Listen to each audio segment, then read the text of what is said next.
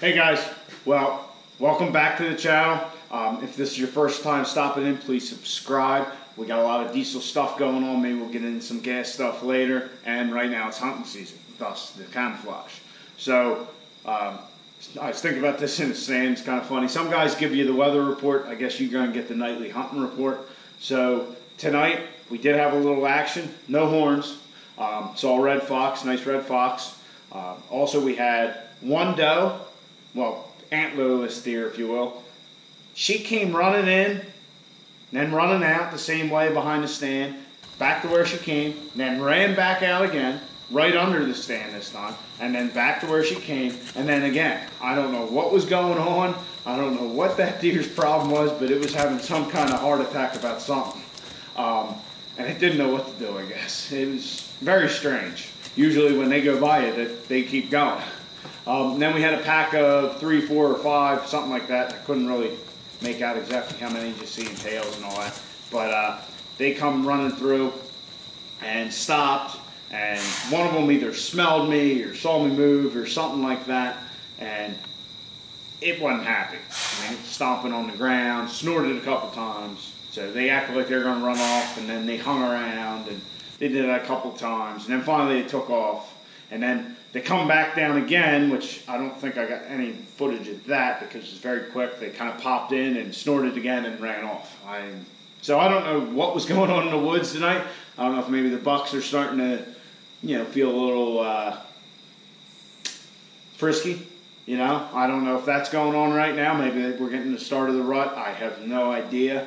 The weather has cooled down from when I was down at the hunting camp up here. So maybe that's starting to happen. I don't know. We're going to find out. Tomorrow is Sunday, so we won't be doing any hunting. But that means tonight is, well, I shouldn't say that means, but tonight is also a school night. I have to work tomorrow, which is a good and bad thing. You know how that works. So, anyhow, we got some stuff to do on the truck tonight. I will show you a clip right now. As soon as I got home from work, let me preface this. I got talking to my dad yesterday. I gave him a call and I explained to him our drop shackle issue.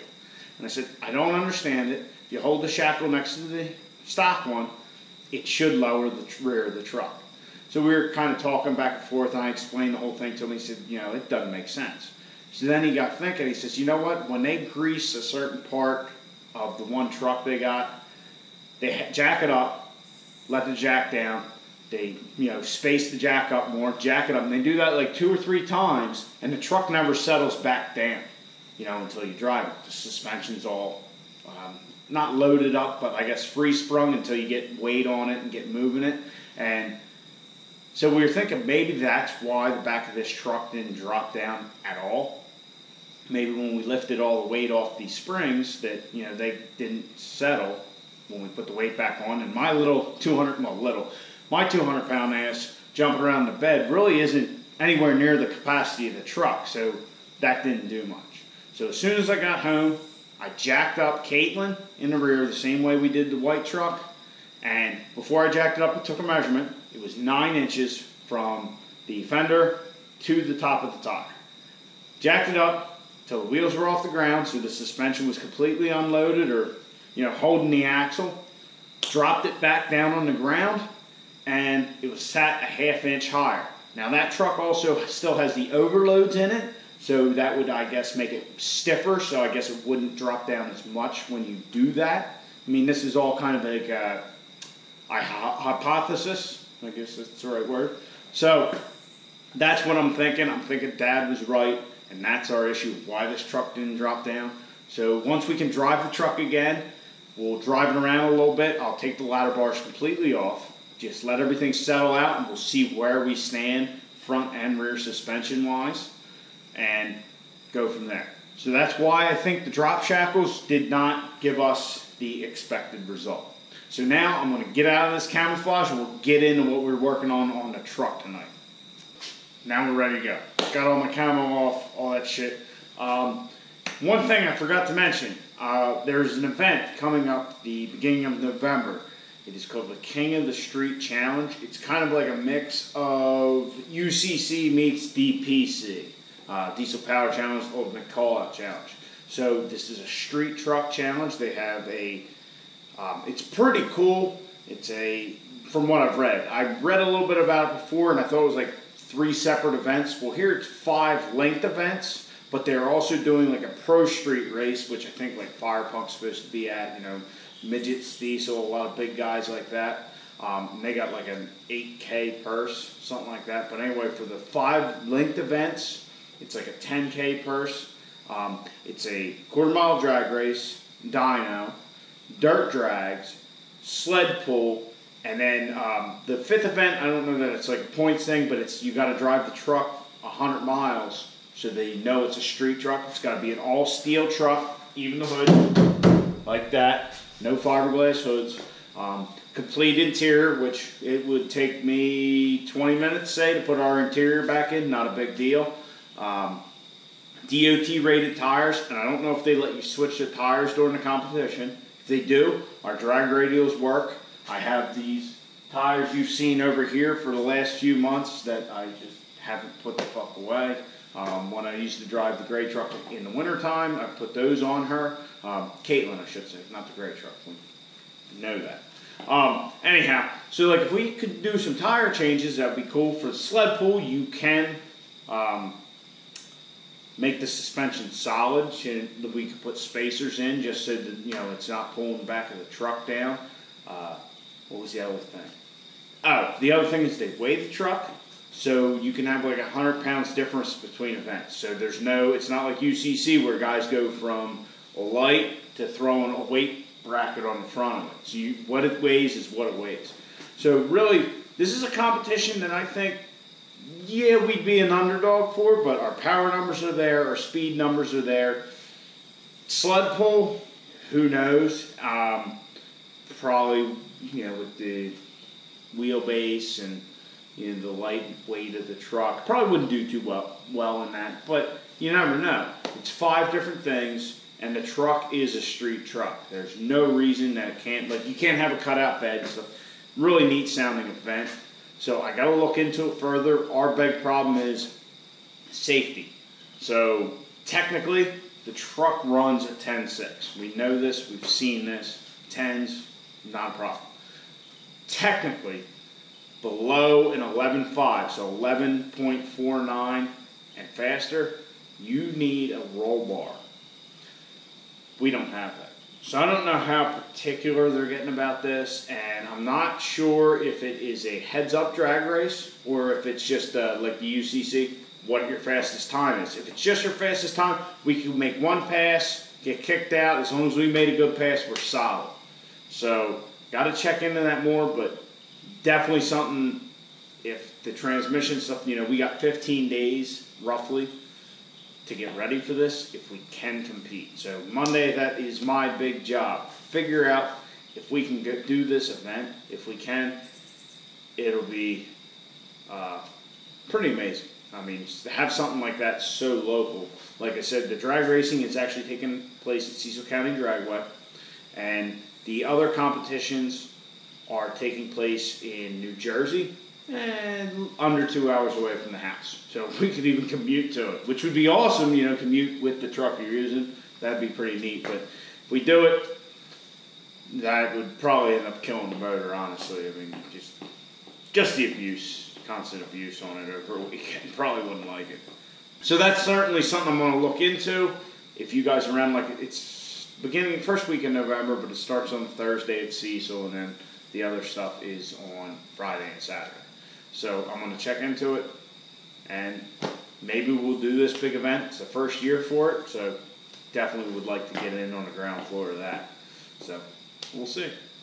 Okay, so I've rambled on here quite a bit. I don't know how long it's been right now, but we're actually going to work on the truck tonight. Like I said, it's a school night, so I'm not going to get much done. My plan of attack tonight is to rip the center stack apart on the interior of the truck and see where I want to put my switches. So, we'll look at that now. Passenger seat back in, we got ourselves a street truck. I mean, what screams street truck more than a coffee cup? Anyhow, so I want to rip this all kind of apart. I don't think it'll be too big a deal. It's probably just some snap clips or something. Maybe we'll put the switches down here. I want them where I can see them and they're accessible. I thought about making a little switch plate up here. That's still a possibility. But let's see what we got going on under here and figure out exactly where we want to go.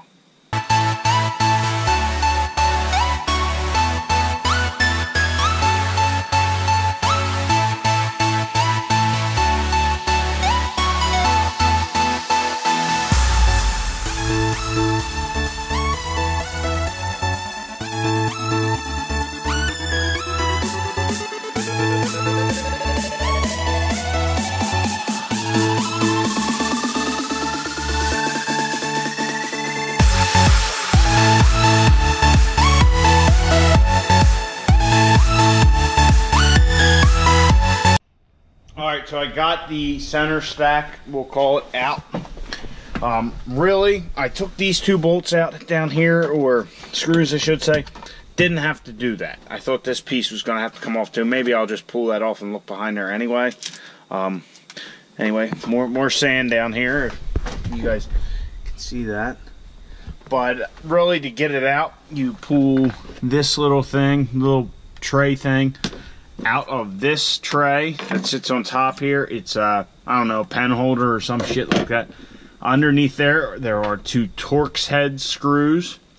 You can take those out, then you can pry this piece out, and really the rest of it just snaps out. You can see all the little snap holes. So then there's 3 wires we have to disconnect. If you have a nicer model, there's probably more. So that's what we had to do to get this whole assembly out, which is, you know, all our heater controls and our tow haul, exhaust brake button, light tire load button, you know, shit we don't need. So it looks like our heater controls are one panel. It's another panel for all those little switches, which, you know, looking at this plug here, this is probably all one piece. So if you have different switches, you probably have a different one of those. I don't know. I don't know that I'm going to fiddle with that, because looking down here where it says RAM, that is a separate piece in itself from the looks of it.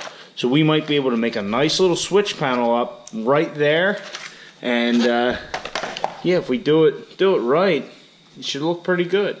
So I'm going to take that out and see what we got. Okay, so here's what I've come up with. This little RAM piece, I was thinking about like shaving the RAM off. We'll put the anteater right there. You know, we'll gut the back of it so we can fit our switches. We'll slide this back in, bolt it up. Well, fuck that. See, what I'm thinking now is that if we shave these brackets off here, this one, or leave the bolt holes, right? We can make an aluminum plate and just have a little 90 coming off of it like we've kind of done for other stuff. We'll just have a piece of angle on there so we can bolt it up, and then we can put our switch plate, we can put our CSP5, we can put all our switches, put our anteater on there. And honestly, if the anteater doesn't fit perfect on there, you know, on our little aluminum strip, and now that as I'm talking, I'm thinking, fuck it, we won't put it there. Maybe we'll put it over here and just drill a little hole, run the wire in that way. So that's kind of my game plan as of right now. The anteater controller has the switch, has the control wire that comes from the brain of it, and then it has a micro USB port for when we connect our laptop to make our changes, which I don't think I've ever showed you guys how to do that. I'll have to do that at some point. anyhow, what I'll do is I'll actually run them through one thing, and we will have a permanent micro USB for making anteater changes. So that's what I'm thinking right now. When I shave it, I'll take this control module out, I'll take the buttons out, and we'll take care of that. Why we have this off, there's another change that we might be making. I got to decide on. I don't know why I'm trying to hide it from you right this second, but I'm thinking maybe I'll put a new radio in the truck. This one acts up. Pretty much you have no choice what it does. Can't change the clock, nothing like that. Unless you plug in the aux cord, then you can run it off your phone. So I might change that out. I know what you're thinking, Tom, it's a race truck. You keep calling it a race truck. It is, but it's still a street truck. I drove this when we went to the track and ran our passes. I drove it to the track, changed the wheels and tires there. You gotta have tunes when you're driving. So if we get this thing where it is hella reliable, after we get a motor in it and everything, maybe I won't trailer it everywhere. When we have an event that's, say, an hour away, hour and a half, we'll just drive it up there. So that's my thinking. It's a race truck, street truck. Race truck, street truck. Street truck, race truck. So that's how I'm feeling right now. Yeah, eventually this thing will probably end up all out. But I haven't looked at, and I keep wanting to call it a CD player. I haven't looked at, car stereos in a long time.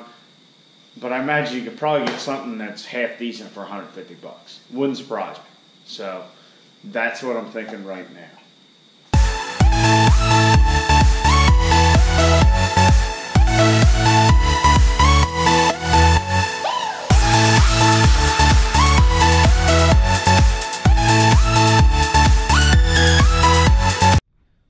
You guys seeing this? We got a little helper in the garage with our stink bug problem. Mr. Spider here, he's got one all wrapped up. He's hanging. You guys can't see the web, but he's got two lines going up here, right down to, I don't even know that's not connected to the truck. That's just I guess his counterweight. I don't know. But yeah, we got a little helper in the garage tonight. I'm gonna let him go because I like what he's doing. So anyhow, the radio's out. There's just the two plugs in the back as you would normally find.